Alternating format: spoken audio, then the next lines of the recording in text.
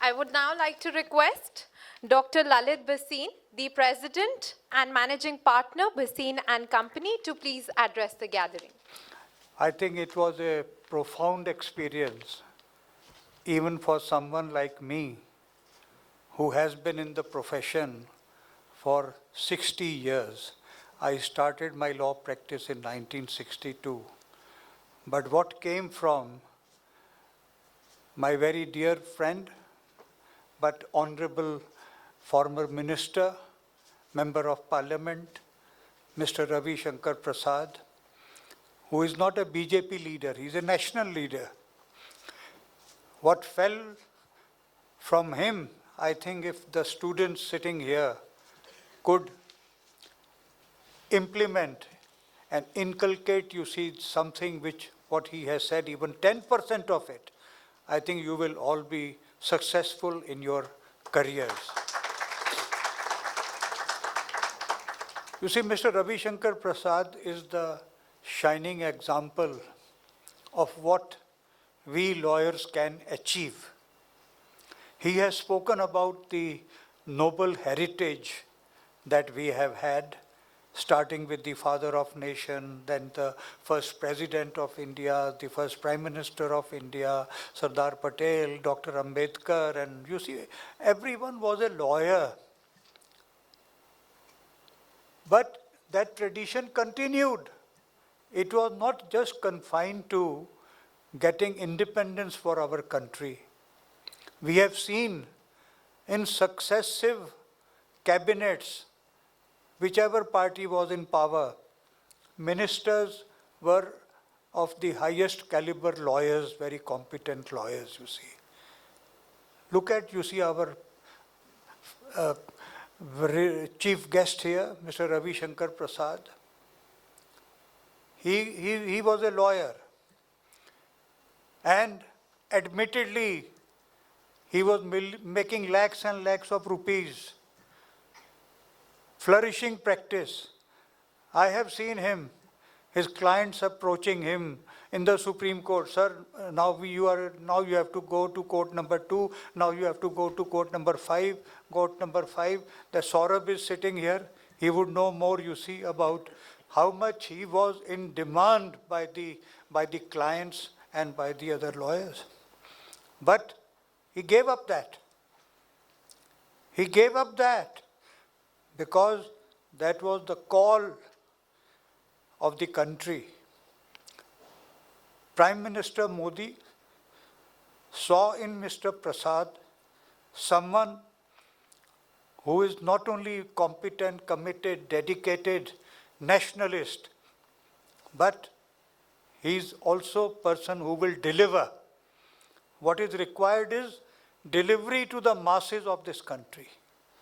So the portfolio of law and justice was given to him, which was one of the most important portfolios. But just see what a lawyer can achieve.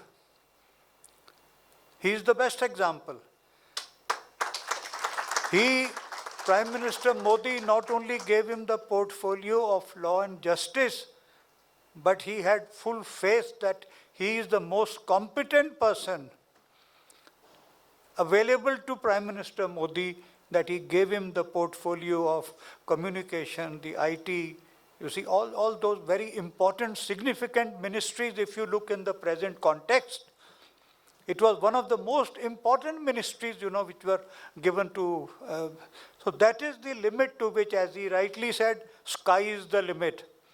But sky is the limit not only when you are in profession, sky is the limit for what you can do for the country as a lawyer. And that is what he has proven, you see, to everyone, that the information technology movement, I call it a movement, the communication systems, they were all put in place during his very successful tenure as the minister. And what we are seeing now is the result of his efforts, his initiatives, his foresight, his vision as to what India should be. And that is an example I want to give to you. That is what lawyers can achieve. that on one hand, okay, you don't want to go into politics, that is fine. That is your decision, your aptitude, you don't want to go into politics. But you have so many options available to you. After you pass out from the law school, like this very illustrious Asian Law College, I think it is a privilege for all of you to be a part of this institution, which as Mr. Ravi Shankar Prasad ji said, should be a role model, you see, for everyone, other law schools also in the country. It should become a center of excellence for technology and for law studies. A practicing lawyer, again you will have to decide. You want to go into civil law, you want to go into criminal law, you want to go into corporate law. Even there are so many specializations in corporate law, whether you want to become intellectual property lawyer, you want to go into IT, you want to go into mergers and acquisitions and IPOs and all those things. If you want to be a criminal lawyer, fighting cases, you see, in the criminal courts, it all depends upon your aptitude. But that is the decision which you have to take at this point of time when you are in the final year or the last fourth year, if it is a 5-year course, to decide what you want to do. In legal profession, there are so many options. You may not like to become a practicing lawyer. You may like to go as an in-house lawyer in some big multinational corporations. There also you are doing a service, because the role of an in-house counsel is very significant. There is a heavy duty responsibility cast, you see, on in-house counsel to advise the board of directors, the owners of the corporate bodies, that they must work within the framework of law. The guidance is given by the general counsel, the in-house counsel who are there. That is another option available to you. Yet another option is that, yes, you say, no, I don't want to go. I don't want to make so much of money. I want to give it to the society. Okay, I want to be a law teacher. Such a noble thing to do. These days, people only think of money, but you see, those who decide to become law teachers, they are in a way giving it back to the society. Because I always believe, and I tell the law students, no matter whatever technology may help you in honing your skills, in enabling you to do research, but don't forget that there is no substitute for a law teacher.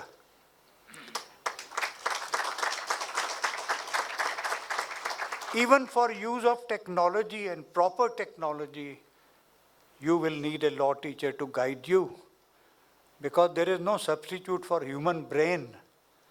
Who has created the technology? The human brain has created that. So there can never be a substitute, you see, for human brain, and the teacher represents that human brain which will teach you law. Yes, you may do research, you may say, okay, this is the problem, this is, you see, the issue involved, this is all that. But then how to deal with it? How to create that expression? Expression means not just your clarity of thought. That is the prerequisite. If you are a lawyer or a law teacher or in-house counsel, clarity of thought has to be there in you. But that clarity of thought may be of no use, no consequence, if you can't express yourself properly. So as a lawyer, you must learn to have proper expression as to what is to be said, what is to be conveyed. And that is not just oral submissions. I lay great emphasis, and I tell the law schools, the law colleges, every time I go, I tell the faculty that please pay good emphasis, you see, to legal writing. That is also expression, because something goes to a judge. The judge first will read, what you have filed. your petition, your appeal, your affidavits, the judge will read that. So that expression, oral expression as well as written expression, therefore emphasis has to be given to legal writing.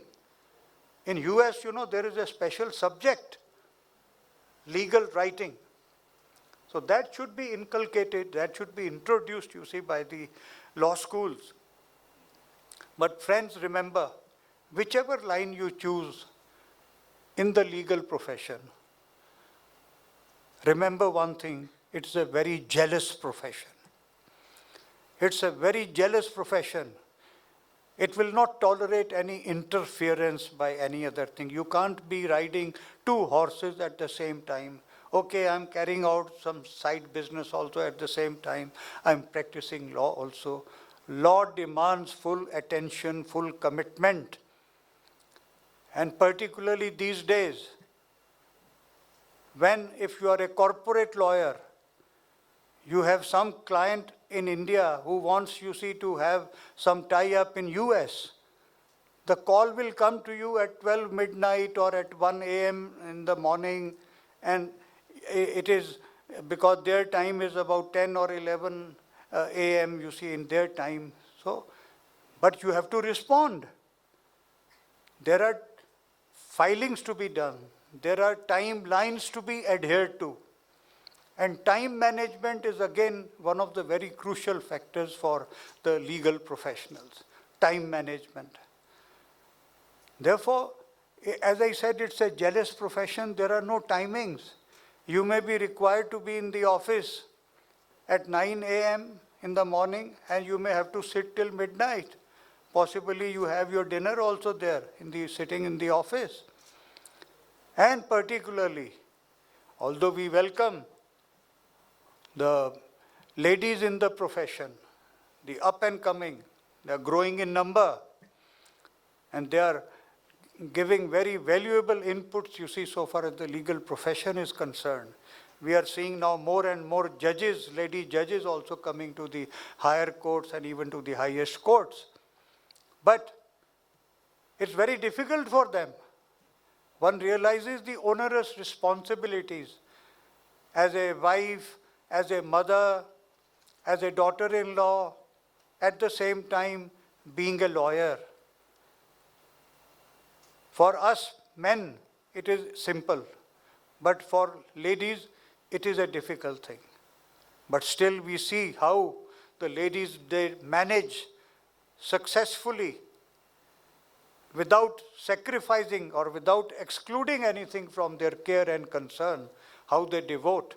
So I take this opportunity to pay my tribute, to those of you who are studying law here, that be geared for a hard innings and a long innings.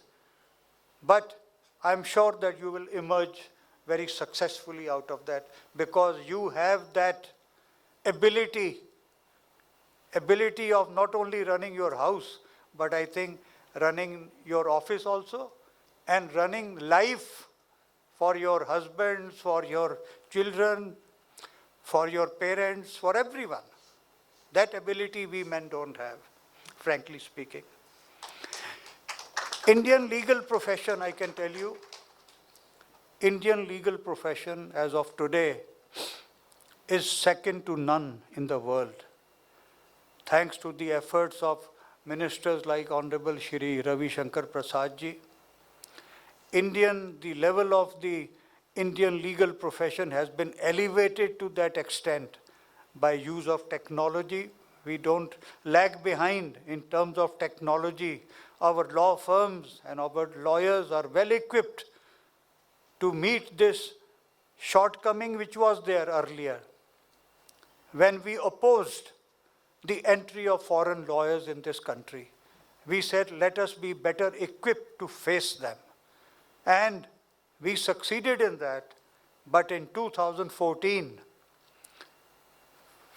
15 onwards till now, it has emerged that people want to consult Indian lawyers foreign jurisdictions in US, UK, Singapore, Japan, they want to consult Indian lawyers on technical issues of international law, international investments, international disputes. They have realized, you see, that Indian legal profession is second to none. And just giving my own example, it has happened for the first time that an Indian lawyer has been appointed as a special advisor, special senior advisor to the American Bar Association.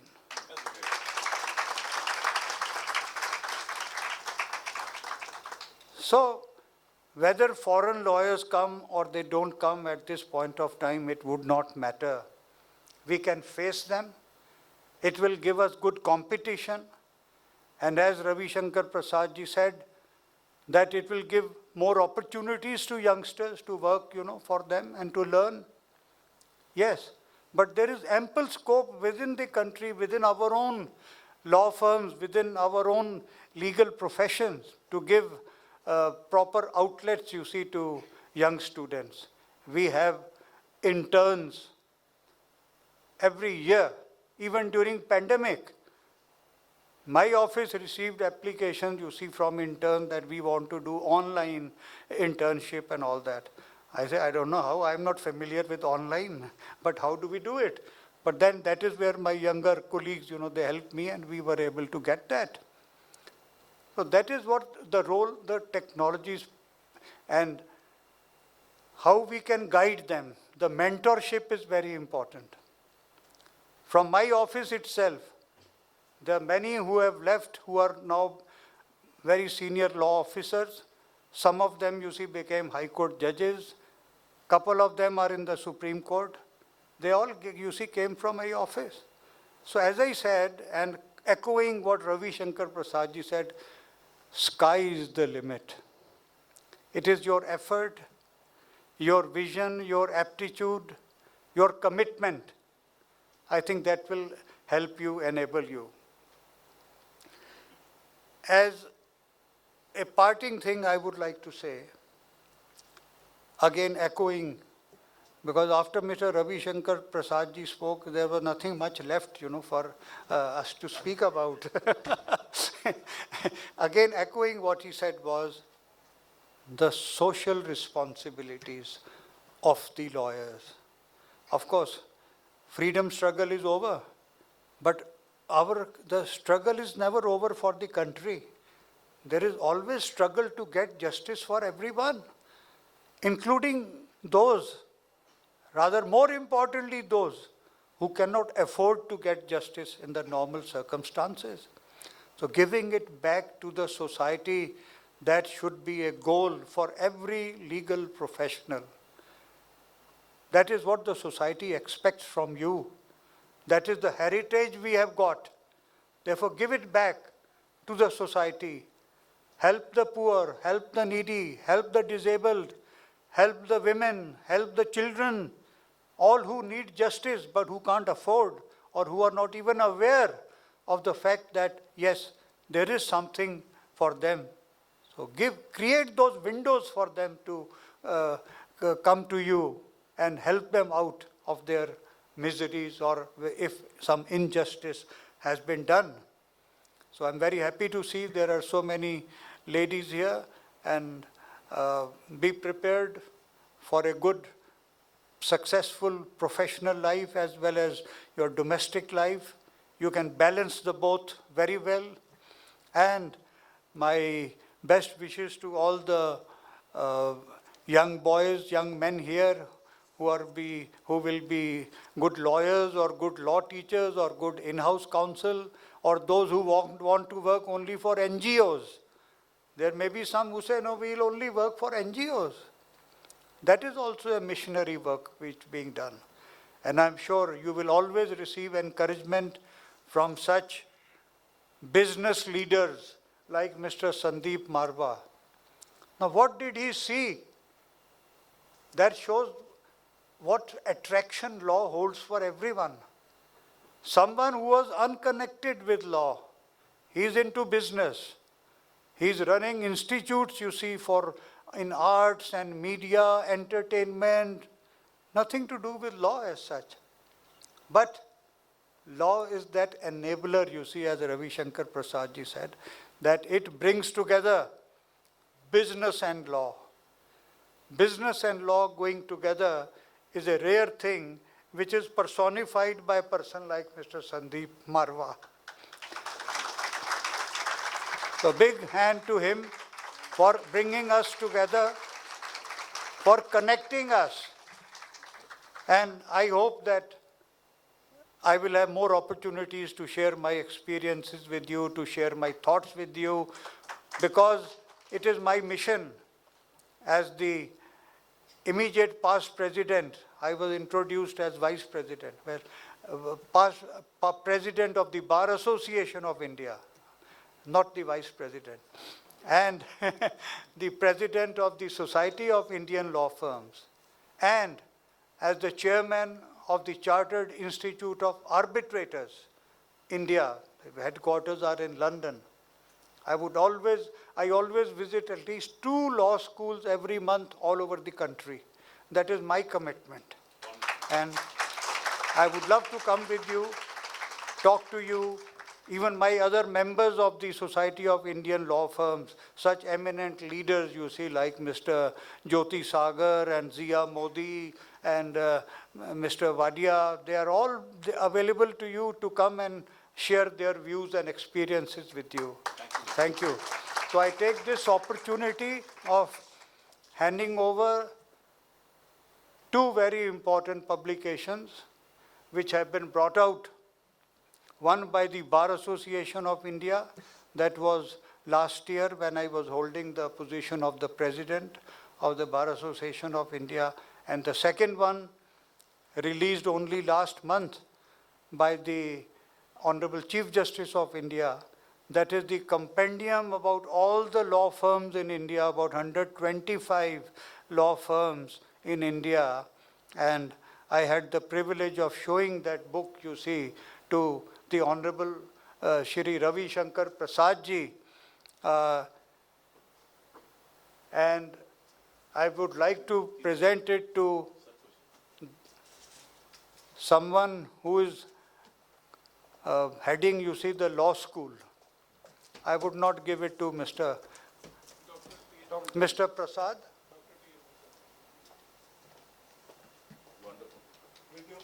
Yeah, without me.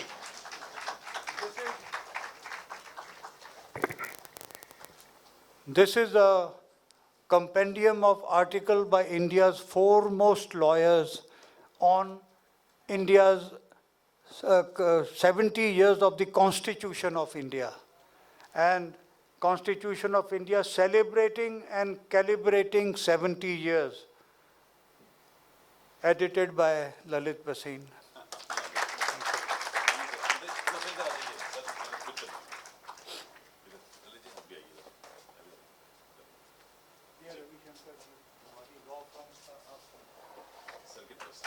No worries.